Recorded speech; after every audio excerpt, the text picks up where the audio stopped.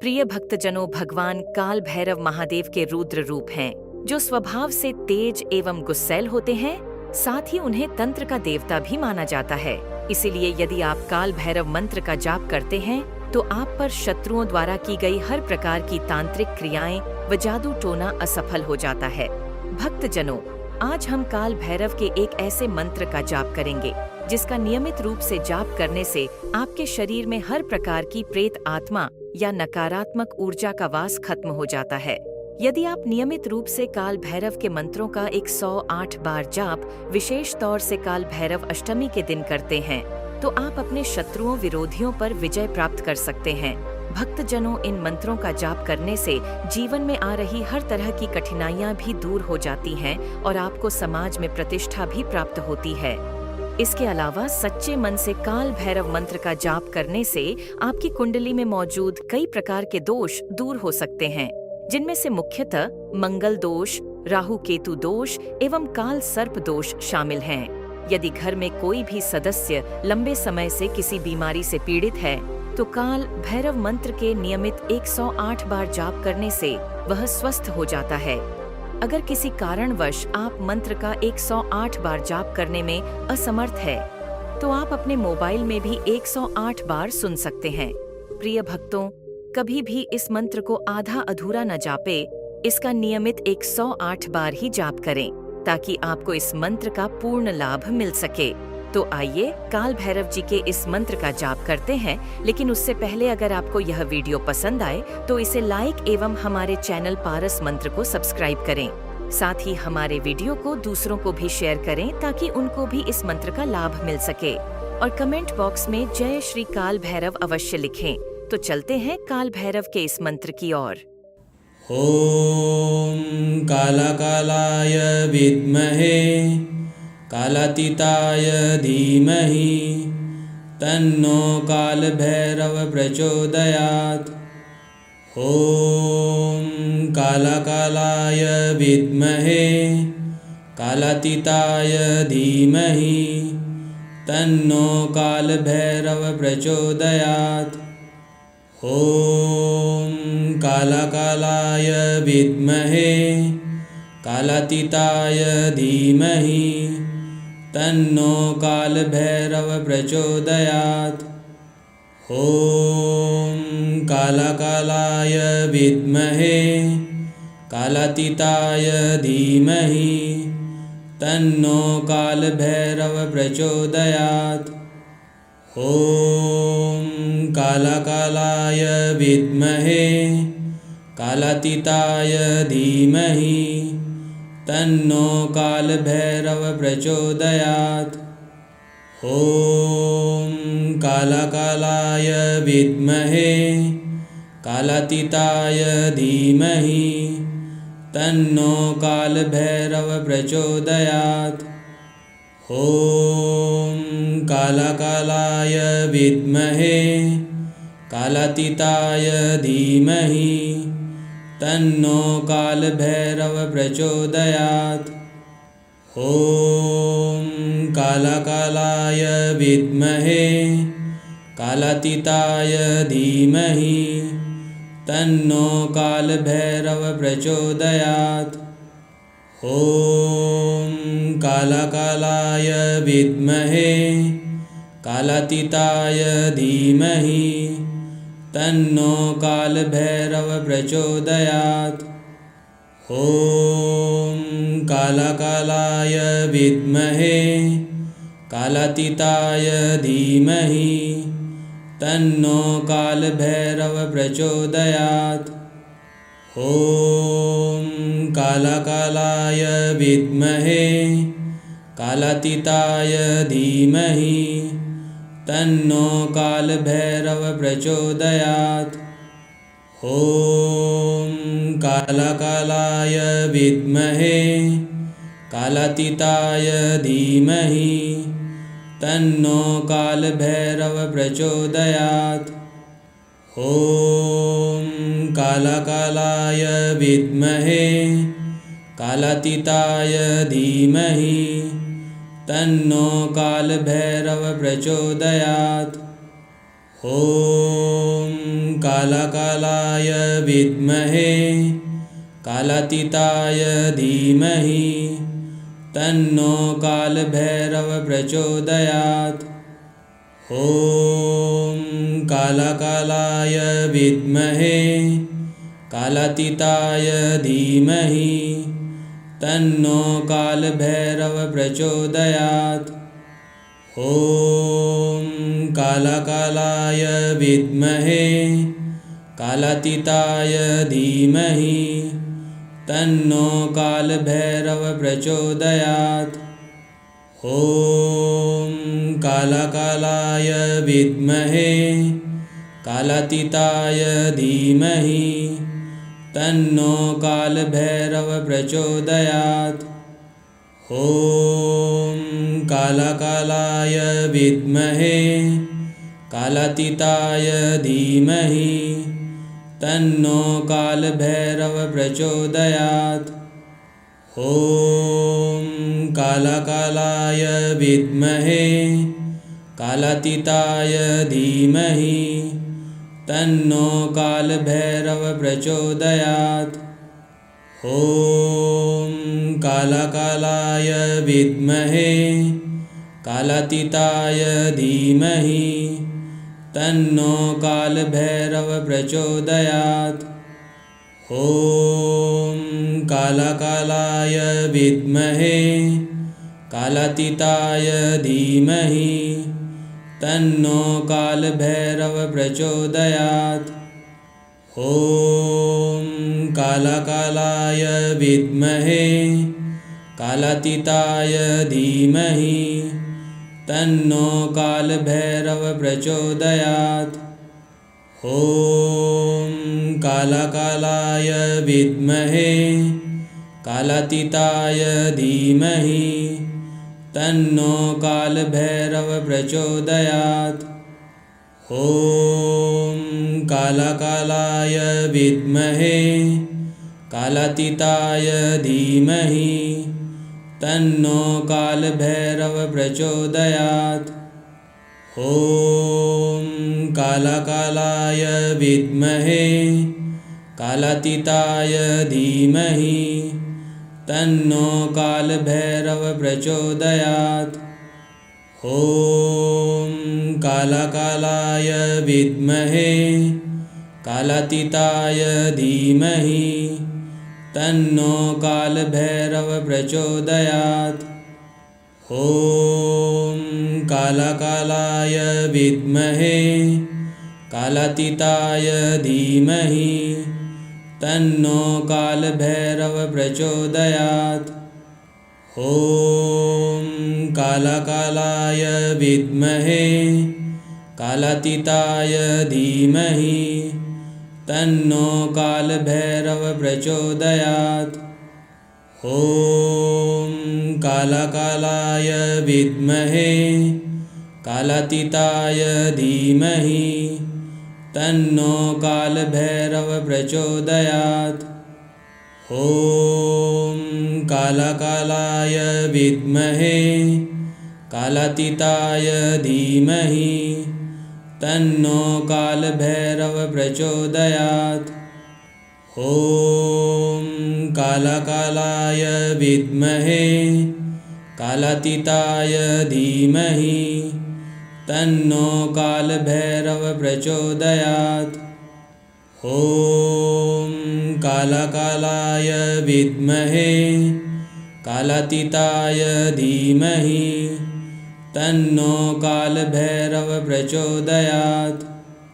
ॐ कालाकालाय विद्महे कालातीताय धीमहि तन्नो कालभैरव प्रचोदयात्। ॐ कालाकालाय विद्महे कालातीताय धीमहि तन्नो कालभैरव प्रचोदयात्। ॐ कालाकालाय विद्महे कालातीताय धीमहि तन्नो कालभैरव प्रचोदयात्। ॐ कालाकालाय विद्महे कालातीताय धीमहि तन्नो कालभैरव प्रचोदयात्। ॐ कालाकालाय विद्महे कालातीताय धीमहि तन्नो कालभैरव प्रचोदयात्। ॐ कालाकालाय विद्महे कालातीताय धीमहि तन्नो कालभैरव प्रचोदयात्। ॐ कालाकालाय विद्महे कालातीताय धीमहि तन्नो कालभैरव प्रचोदयात्।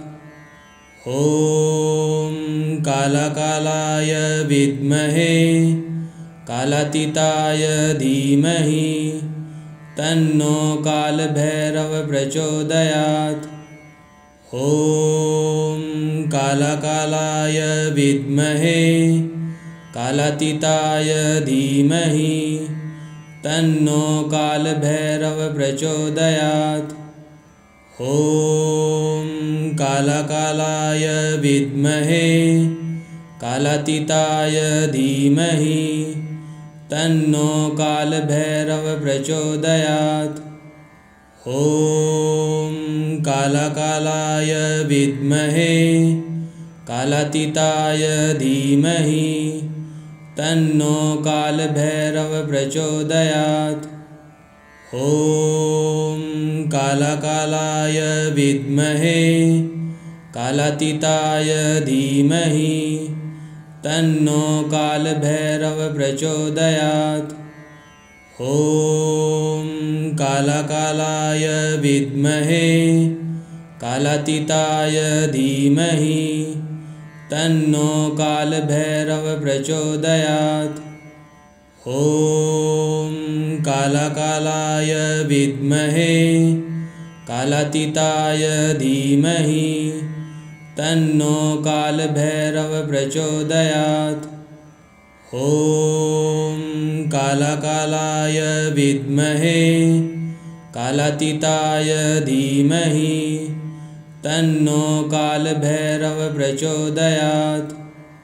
ॐ कालाकालाय विद्महे कालातीताय धीमहि तन्नो कालभैरव प्रचोदयात्।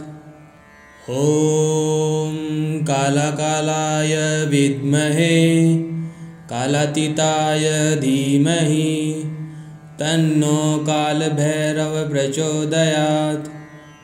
ॐ कालाकालाय विद्महे कालातीताय धीमहि तन्नो कालभैरव प्रचोदयात्। ॐ कालाकालाय विद्महे कालातीताय धीमहि तन्नो कालभैरव प्रचोदयात्। ॐ कालाकालाय विद्महे कालातीताय धीमहि तन्नो कालभैरव प्रचोदयात्। ॐ कालाकालाय विद्महे कालातीताय धीमहि तन्नो कालभैरव प्रचोदयात्। ॐ कालाकालाय विद्महे कालातीताय धीमहि तन्नो कालभैरव प्रचोदयात्। ॐ कालाकालाय विद्महे कालातीताय धीमहि तन्नो कालभैरव प्रचोदयात्। ॐ कालाकालाय विद्महे कालातीताय धीमहि तन्नो कालभैरव प्रचोदयात्। ॐ कालाकालाय विद्महे कालातीताय धीमहि तन्नो कालभैरव प्रचोदयात्। ॐ कालाकालाय विद्महे कालातीताय धीमहि तन्नो कालभैरवः प्रचोदयात्। ॐ कालाकालाय विद्महे कालातीताय धीमहि तन्नो कालभैरवः प्रचोदयात्। ॐ कालाकालाय विद्महे कालातीताय धीमहि तन्नो कालभैरवः प्रचोदयात्। ॐ कालाकालाय विद्महे कालातीताय धीमहि तन्नो कालभैरवः प्रचोदयात्। ॐ कालाकालाय विद्महे कालातीताय धीमहि तन्नो कालभैरवः प्रचोदयात्। ॐ कालाकालाय विद्महे कालातीताय धीमहि तन्नो कालभैरवः प्रचोदयात्। ॐ कालाकालाय विद्महे कालातीताय धीमहि तन्नो कालभैरवः प्रचोदयात्। ॐ कालाकालाय विद्महे कालातीताय धीमहि तन्नो कालभैरवः प्रचोदयात्। ॐ कालाकालाय विद्महे कालातीताय धीमहि तन्नो कालभैरवः प्रचोदयात्। ॐ कालाकालाय विद्महे कालातीताय धीमहि तन्नो कालभैरवः प्रचोदयात्। ॐ कालाकालाय विद्महे कालातीताय धीमहि तन्नो कालभैरवः प्रचोदयात्। ॐ कालाकालाय विद्महे कालातीताय धीमहि तन्नो कालभैरवः प्रचोदयात्। ॐ कालाकालाय विद्महे कालातीताय धीमहि तन्नो कालभैरवः प्रचोदयात्। ॐ कालाकालाय विद्महे कालातीताय धीमहि तन्नो कालभैरवः प्रचोदयात्। ॐ कालाकालाय विद्महे कालातीताय धीमहि तन्नो कालभैरवः प्रचोदयात्। ॐ कालाकालाय विद्महे कालातीताय धीमहि तन्नो कालभैरवः प्रचोदयात्। ॐ कालाकालाय विद्महे कालातीताय धीमहि तन्नो कालभैरवः प्रचोदयात्। ॐ कालाकालाय विद्महे कालातीताय धीमहि तन्नो कालभैरवः प्रचोदयात्। ॐ कालाकालाय विद्महे कालातीताय धीमहि तन्नो कालभैरवः प्रचोदयात्। ॐ कालाकालाय विद्महे कालातीताय धीमहि तन्नो कालभैरवः प्रचोदयात्। ॐ कालाकालाय विद्महे कालातीताय धीमहि तन्नो कालभैरवः प्रचोदयात्। ॐ कालाकालाय विद्महे कालातीताय धीमहि तन्नो कालभैरवः प्रचोदयात्। ॐ कालाकालाय विद्महे कालातीताय धीमहि तन्नो कालभैरव प्रचोदयात्। ॐ कालाकालाय विद्महे कालातीताय धीमहि तन्नो कालभैरव प्रचोदयात्। ॐ कालाकालाय विद्महे कालातीताय धीमहि तन्नो कालभैरव प्रचोदयात्। ॐ कालाकालाय विद्महे कालातीताय धीमहि तन्नो कालभैरव प्रचोदयात्। ॐ कालाकालाय विद्महे कालातीताय धीमहि तन्नो कालभैरव प्रचोदयात्।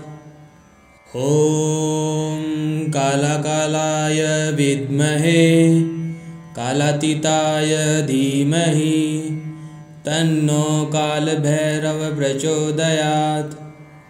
ॐ कालाकालाय विद्महे कालातीताय धीमहि तन्नो कालभैरव प्रचोदयात्। ॐ कालाकालाय विद्महे कालातीताय धीमहि तन्नो कालभैरव प्रचोदयात्। ॐ कालाकालाय विद्महे कालातीताय धीमहि तन्नो कालभैरव प्रचोदयात्। ॐ कालाकालाय विद्महे कालातीताय धीमहि तन्नो कालभैरव प्रचोदयात्। ॐ कालाकालाय विद्महे कालातीताय धीमहि तन्नो कालभैरव प्रचोदयात्। ॐ कालाकालाय विद्महे कालातीताय धीमहि तन्नो कालभैरव प्रचोदयात्। ॐ कालाकालाय विद्महे कालातीताय धीमहि तन्नो कालभैरव प्रचोदयात्। ॐ कालाकालाय विद्महे कालातीताय धीमहि तन्नो कालभैरव प्रचोदयात्। ॐ कालाकालाय विद्महे कालातीताय धीमहि तन्नो कालभैरव प्रचोदयात्। ॐ कालाकालाय विद्महे कालातीताय धीमहि तन्नो कालभैरव प्रचोदयात्। ॐ कालाकालाय विद्महे कालातीताय धीमहि तन्नो कालभैरव प्रचोदयात्। ॐ कालाकालाय विद्महे कालातीताय धीमहि तन्नो कालभैरव प्रचोदयात्।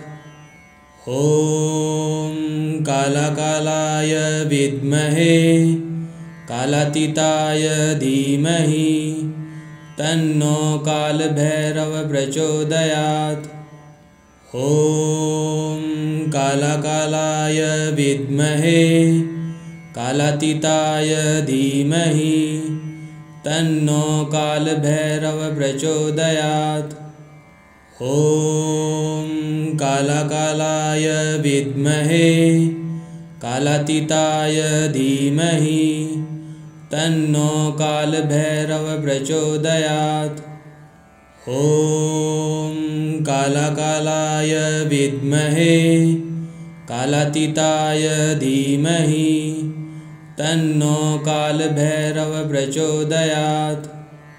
ॐ कालाकालाय विद्महे कालातीताय धीमहि तन्नो कालभैरव प्रचोदयात्।